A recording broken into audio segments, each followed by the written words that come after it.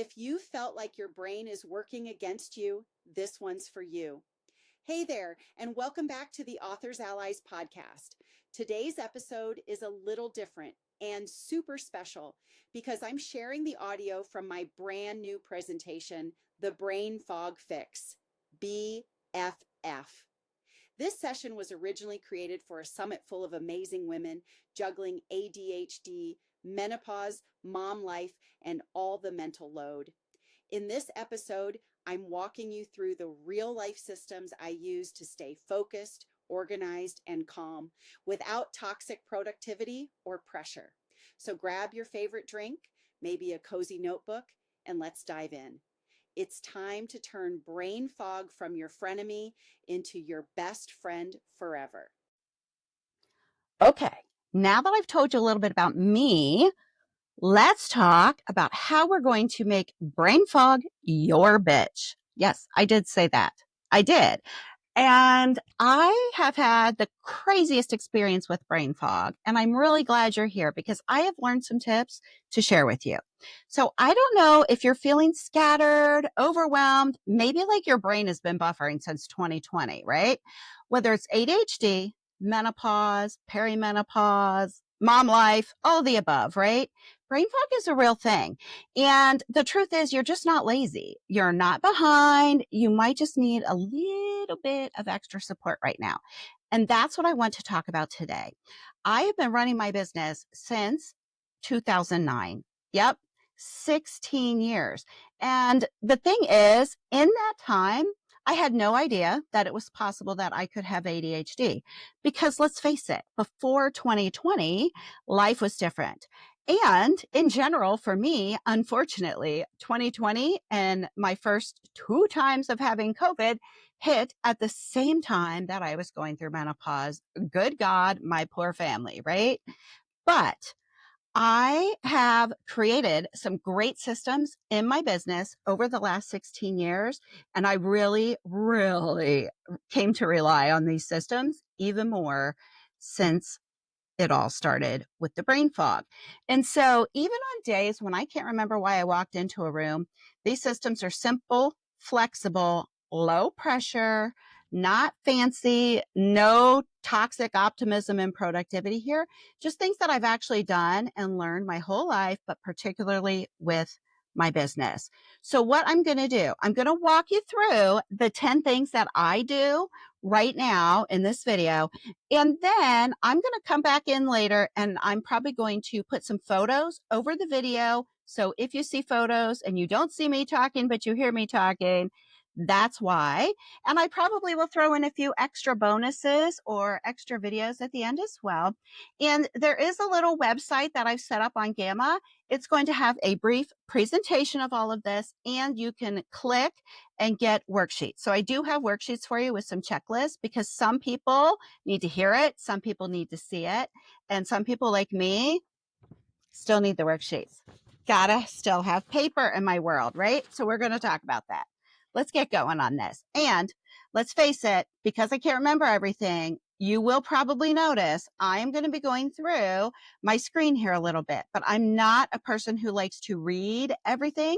So I may stumble, I may be a little imperfect, but bear with me. I'm going to share all the goods with you, I promise. Okay. Let me get a quick sip of water, but I need to tell you the number one tip, and I think some of you are already doing this. The number one thing that helps me is the magic of syncing it all together. So you can see my watch. This is being filmed on a MacBook. I also have a desktop Mac. I have an iPad, and I have my trusty iPhone.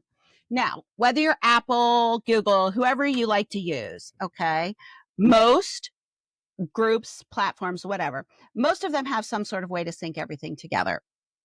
I have it all synced together because no matter where I am, whatever device I'm using, I can then have access to the same notes, calendars, reminders, and all the files, right?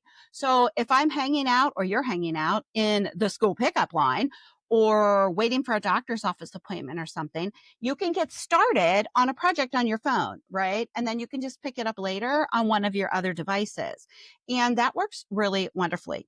One of the other reasons that I like everything synced together is, if you know me at all, you know what a big reader I am. I like to start reading a book, and then sometimes I switch back and forth from reading to listening, and it keeps up, right? Everything keeps up. It knows where I'm at, and it just makes life so much easier. So the second thing that I do, in addition to syncing all of these things, we still use Google. I know that the iPhone has a calendar, and my stuff is in there too, because again, my whole life syncs together. But we use the Google Calendar within my family because my guys can easily access that from their desktops at their jobs. And so what happens is, in the Google Calendar, we put all of our family doctor's appointments and things like that. And I even have when our bills are due. This way, if the guys are trying to contact me and I don't answer the phone, all they need to do is look in that calendar and they know, oh, well, she can't answer the phone because she's in a meeting. She can't answer the phone because she's at a doctor's appointment. This is also great because we use my chart with all of our doctors, and we can just download those appointments to the Google Calendar. And so again, what happens is, whether I look at my Google Calendar on my phone or any of my other platforms, I know what's going on with everyone. And the same thing with them, right? So there's less panic, less I don't know what's going on moments, helps with the bill tracking and all of the things. So number 2 on my list, Google Calendar. And again, use whatever calendar system works for you. For us, it's Google. Okay, number 3, I know that we don't want to kill the trees. I get it. I do. But paper is recyclable. And I really still need my paper planner. I do. Even with all the tech, I need to see it right here on my desk. I'm a very see it or forget it kind of person, right? Out of sight, out of mind. My desk needs to have my planner wide open, sitting right next to me. Okay. And I'm going to put some pictures in here of this so you'll see it. I live in an erasable world. I use erasable pencils, obviously, right? Because they're pencils. I use erasable pens. I even have the coolest erasable highlighters. I'm not kidding. They have erasable highlighters. It's the coolest thing ever. Life changes fast, right? You may have heard the saying, I make a plan, God laughs. If you're a mom, you totally know that, right? Like, I mean, you could get a call from daycare any second that your kid is sick. Even though my son is 22, yeah, he still needs his mom. Don't tell him I told you. But things change. And I need literally flexibility, ease, space, and things to erase. I still have a big ice cream eraser that I had in the 7th grade. I still have yet to wear that thing down. If I can find it, I'll pop a picture of that in here for you too. Paper planners still win. If you're a paper person like me, make sure you print out these little handy dandy checklists that are going to be at the end too, because paper, I got to have it. So the next thing I do is, I have a system, number 4 here, called the 3-3-3 Simplicity Framework. This is what I use to avoid overwhelm. I came up with this system, I'd say about 10 years ago now, and it really, really works within my brain. One of the big problems that I have with brain fog is, not only can I forget what I'm trying to do, but at the end of the day, I hate to look back and wonder what the hell I just did. Seriously, like, do you ever have those WTF moments and you're like, did I get anything accomplished today? This really helps with that. I'm going to give you the quick 411. And if you need more information on this, let me know. So when I am planning in general, like, I am a pretty big planner, but typically I will plan 3 main projects for the month. No more than 3. Like, I'm talking just 3 main projects, tasks within my business, life, whatever it is that you've got going on. 3 main projects. Then each week I pick 3 tasks, right, that are a part of those main projects. So each project is typically broken down into some mini projects. And then each day I pick no more than 3 top priorities of the day. Yes, I had to pause for a minute there and let that sink in, because if you're like me, I would imagine that your to-do list is like 2 miles long, right?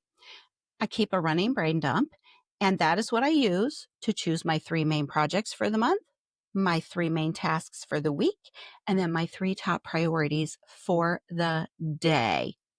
Does that mean I only do 3 things in a day? No. I'm a mom, I'm a wife, I'm a business owner, I'm all the things.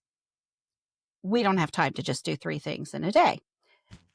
But I need to make sure that I get the 3 top priorities done first. Sometimes those are personal items like call XYZ doctor that I procrastinated for 3 weeks now, or they may be for my business. I also put off finishing my email funnel. I don't know why. It wasn't hard. It was just the thing that I didn't feel like doing. So I procrastinated it. In looking at 3 main top priorities for the day, there's a few sort of games that I think I play with myself. And if I were a psychologist, I'm sure I could tell you more about that. But here's what happens.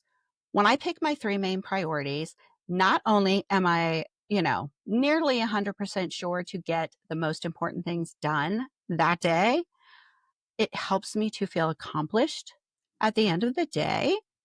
It helps me to know that if something else happens or comes up and I don't get the other things on my list finished, that no one's going to die, that it was not that important, right? So picking those 3 top priorities is really helpful for my brain power at the end of the day to look back and go, okay, I did okay. Another little tip with that though, even though I only have 3 top priorities for the day, I actually, within my written planner, I do a to done list. I don't have a to do list per se written out like other people do. I'll have my top 3 priorities. Those are over on the side of my weekly planner spread. And then for each day, I list out what I actually did.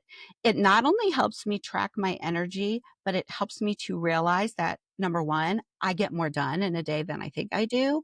But also, I have an issue sometimes with things taking longer than I predicted. That's another reason I only choose 3 main things in a day. I don't know about you, but do you ever I will sit down and think, oh, this is so easy. I'll get this knocked out in 15 minutes and it takes me an hour. That has to stop. When you're a business owner, especially if you're a solopreneur, ain't nobody got time for that. So I can't plan a day of back to back to back to back things to do and then have every one of those run over and think I'm going to accomplish anything. No. If you do that at the end of the day and the end of the week or the end of the month, whatever you're planning for, and you look back, all you feel is defeated. Let that sink in. Do you want to feel defeated every day? Right? Do you guys remember? I think it was the movie Bad Boys where they were going, ooh-sah. The guy was always twisting his ears for that, trying to calm down. At the end of the day, it is important that we can look back and go, okay, it may not have been the highest, produce day in my world, but I got my 3 main chores done. And that's all that really counts. So again, this 3-3-3 simplicity framework that I use, 3 main projects in the month, 3 smaller tasks per week to get that project done, to move the needle, and then 3 top priorities for each day. I promise if you try this, you are going to feel so much better. And truly, I think I get more done, even though it doesn't seem like it. But what happens is when I get those 3 top priorities done and I go back to that little brain dump list and start checking things off, I'm like, I'm a queen. I'm a boss. It's my day. I'm the babe, right? So we all want to feel accomplished at the end of the day. Let's set ourselves up for success on this. Okay. I know I spent a lot of time on this one, but this is probably really one of the big things that I do. All right. We're going to move on to number 5 here. Electronic reminders. Apple Watch, reminders on your phone, Siri and her friend Alexa, right? All of these things are part of the system that I have. My phone is talking to me because I said SIRI. All of these things are part of that system I told you about where everything syncs together. Okay. And so on the home things, ALEXA and the other one on the phone, they are also tied into the computer. So even though I live in an Apple world and the other one is from Amazon, I have the apps still on everything. So when the Amazon one gives me a reminder, it still pops up on my phone, my desktop, my app, whatever I'm working on. I have reminders on there to take out the trash. I have a reminder at 1 o'clock to make sure I ate lunch. I have reminders pop up reminding me to drink water. I have the reminders typical on my watch and my phone telling me to get up off my butt and do some movement. I have reminders for my diabetes shot every week. Okay, whatever it is, whatever you need to make sure you don't forget the important things. And the other really cool thing that I do with the Amazon version, I have an echo in every room in our house. And wherever you are in the house, if you think of something that you need me to pick up or whoever needs to pick up at the grocery store, you just tell her to add it to the Kroger's list or add it to the Costco list. She does that from whatever your room that you are in. And so when I'm shopping, all I have to do is open the list and I know what everyone added to it. We don't forget things nearly as often. And believe it or not, it actually also saves money when I'm at the grocery store. Total genius. Okay. The other thing I do is I keep a few essential lists in my Google Keep or my iNotes. I use certain apps for certain things, but this way, I don't forget all of our medications. So in Google Keep, I have a list of each family member's medications just in case I need to know at a quick glance without having to log into my chart or anything.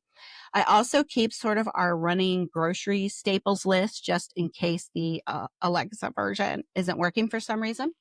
I keep all of our clothing sizes in there. I keep any codes or anything I need for like our school or anything like that. And then I usually keep a gift running thing in there. So like for instance, it's summer and I'm already thinking about holiday gifts. I will jot notes in there as I think of them so that come my actual shopping seasons that I know what I'm planning to do. Another thing that is really cool that I do in there, if you guys ever take road trips, I keep a list of like road trip snacks, favorites, and things to take. And then once I use it, I just clear the checkoff list and I just can keep reusing that. It's genius. I keep travel packing lists in there as well. Very helpful. The seventh thing that I want to tell you about is accountability buddies and co-working. Let's be real. We all do better if someone is in the Zoom room with us or if we're in a regular co-working session. Okay. I report to my biz buddies every day on what I got accomplished or what I'm working on. This helps keep me from deciding that I'm going to, go to the bedroom to grab my glasses and rearrange my sock drawer instead, because I mean, who hasn't done that? Right? Like we all do these things. Um, this is really helpful. And this is also why groups like Martha's group here come in handy and the other coaching groups that I'm in and my own group that I run, right? Because when you are reporting back to someone else, you are much more likely to get it done. And sometimes we need that accountability when we are referring back to those 3 priorities of the day or the week, right? I know it's a lot, but it's not as much as you think. So the 8th thing that I want to mention, ugh, but also yay, exercise. So I don't know, you can probably see my little bar back here that's sticking up. That's a rebounder. Okay, that's like a little mini trampoline. I have a walking pad over here too on my other side. These things, we need them. I also have weights. You can see my little pink Pilates bar at the top of my screen back there. I have an entire exercise system in my office here with me. So I have no excuses to not exercise. Watching a webinar, listening to some YouTube video, get on your walking pad, right? Get on your rebounder. Listening to this right now, hop on your walking pad, get on your rebounder right now. Whatever you've got, take a walk. Exercise. I resisted for many years, truly. Like I was very big on cardio because it was fun. I still do a dance party almost every day. I was exercising myself into being overweight. Once you hit perimenopause and menopause, your cortisol levels start spiking and stuff. And you can ask your doctors about this and look it up on Dr. Google. But if your cortisol levels get too high, like I was doing high intensity workouts thinking it was helping me lose weight, I was blocking myself from losing weight and I was actually gaining weight. So before you do any exercising or main programs, talk to your doctors, talk to all of your, actual medical counsel people, but you really need to do some exercise. There's so much proof that exercise helps with brain fog, helps with ADHD, it helps with your hormone levels. It helps with your sleep. It helps with your stress.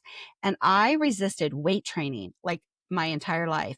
In the last couple of years, I started using little mini weights and it has helped me so much. And I really I don't know if you know this about me, but I've lost 100 pounds, 100 pounds. It's taken me 5 years. So it was not a fast thing. But the last bits of the weight didn't really come off until I started the weight training and got the hormones in check.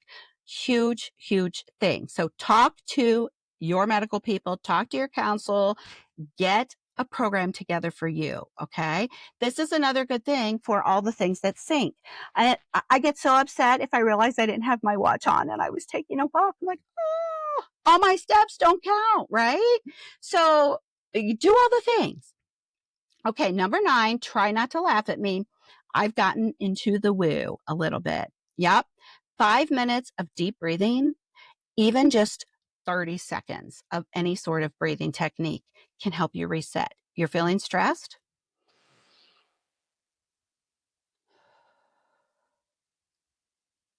You take a minute, do some stretching, stand up, reach all the way up. A lot of people actually lose the ability to reach all the way up because they never do it. Do some meditation. Do some quiet time. Do the morning notes brain dump. Take a walk. Ditch the phone for a little bit. There are so many free guided meditations, binaural beat kinds of things on YouTube. There are a lot of free apps for this as well. I use an app called Insight Timer, which I really do not understand the name because I don't use it as a timer at all. But they have meditations on there. They have yoga classes. They have just all sorts of stuff. And it's totally free. So you can use it. There's a lot of really cool breathing techniques that you can learn. All of this works with your vagus nerve system, which I took some classes on last year. And anything we can do to help us do the resetting, to calm our brain, to calm our body, to get in touch with all of our emotions, this also helps the brain fog. I know. Quiet time. By now you figured out that I speak quickly and I talk a lot. But I really do spend time every day in some sort of quiet meditation. Now, I'm going to admit, at the end of the day, many times that ends in a nappy. It's okay. It's okay. Brain fog, menopause, you don't sleep as well once you start these things. So a nap, I'm good with that, right? All right, there's one more thing. The 10th thing that I really want to encourage you to do is to have some white space in your calendar. And if that doesn't work, then actually, if you're that into your calendar, put time in there for fun. That's right. Put dates in there with your children. Put dates in there with your bestie to have coffee. Put dates in there just to sit in front of the TV with your husband and watch a movie. Put a date in there to pick up a coloring book for adults. I have one. I created the most fun coloring book. It's sassy, it's sweary, it's lots of fun. I'll put a free sheet in here for you to color just because you need some relaxation, right? Make room for fun.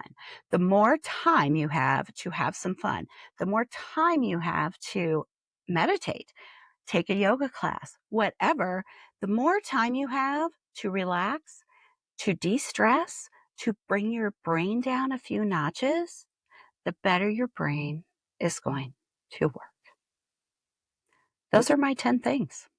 I'll run back through them really quick. Number 10, make room for fun. Number 9, meditation. It's a thing, I promise. All right, let's see. Number 8, exercise. 7, accountability buddies and co-working. 6, essential lists and Google Keep and iNotes. Number 5, use your electronic reminders as your other brain. Number 4, the 333 simple planning system. Number 3, Paper planners for the win. Sticky notes will work if you don't want a planner. Number 2, use a calendar that your whole family can be a part of. And number 1, sync all of your systems together. Sync it all together. I promise you, if you do all of these things, they will help. Now, there's no guarantees in life. There's no guarantees that any of this will work. I will tell you, like the 10.5 tip, I started going to a therapist last year for the first time in 55 years. Apparently, we all have trauma that we don't consider trauma. We consider it just part of living. There are so many things that I've been learning about myself doing therapy and some journaling and a little shadow work. So that's my little 0.5 extra tip. If you have the option to do planning or a life coach or even just pick up a journal, those things, getting in touch a little more with your emotions, are very helpful.